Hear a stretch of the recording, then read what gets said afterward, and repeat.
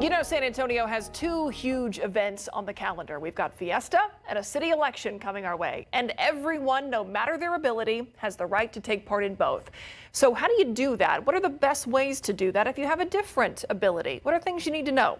Here to talk about that is our good friend Leslie Mouton from Morgan's Inclusion Unlimited. Leslie, great to see you. And I know that you have a special guest with you as well.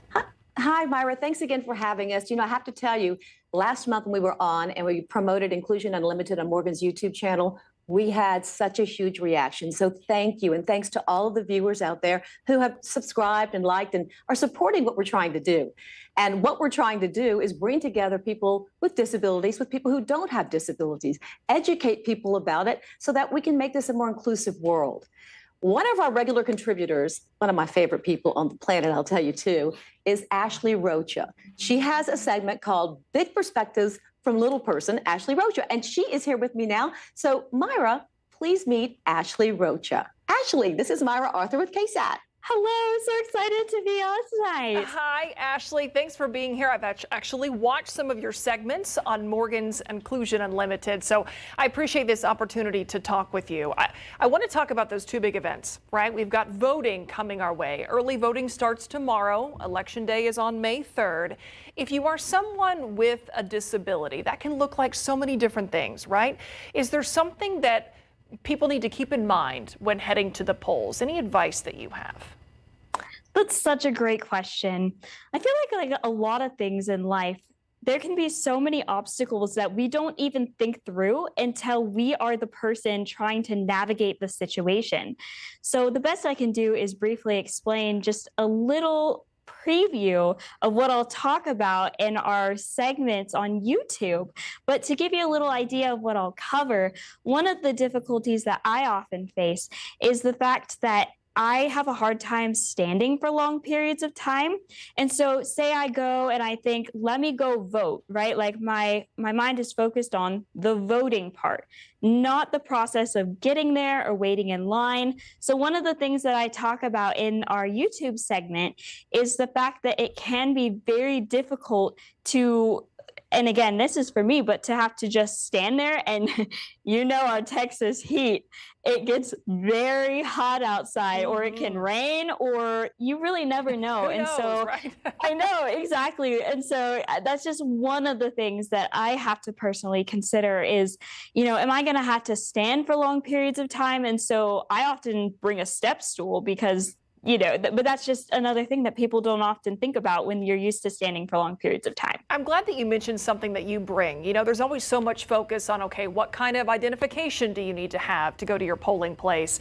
But is there something that you would say, you know, don't be afraid to ask for from poll workers or be afraid to bring if it is something that helps you, a person with whatever their disability is? I mean, you carry a step stool, so would you recommend people just take what they need?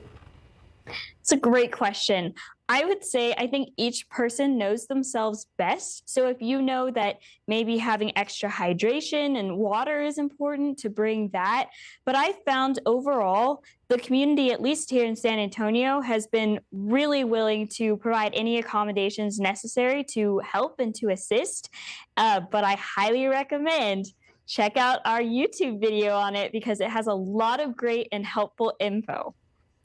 How do you handle questions at a polling place? You know, sometimes for no matter who you are, sometimes it can just simply be intimidating to be standing in line, make sure you don't have your phone out, make sure you're remembering what you're voting for and, you know, keeping everything in line in your brain. So how have you handled any questions about, well, why did you bring that in here or why are you requesting this?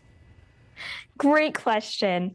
I think to me personally, most of my life has been full of questions, people asking me, why do you look the way that you do? You know, you just kind of get used to questions, and that's my personal experience. And so I think my response to that would just be that I know what works well for me. And I think at the end of the day, it's about doing what helps you get through the day. And I think that that's something that a lot of our friends in the special needs community would agree with, is that a lot of times it's just, what does it take for me to accomplish my goal well and safely?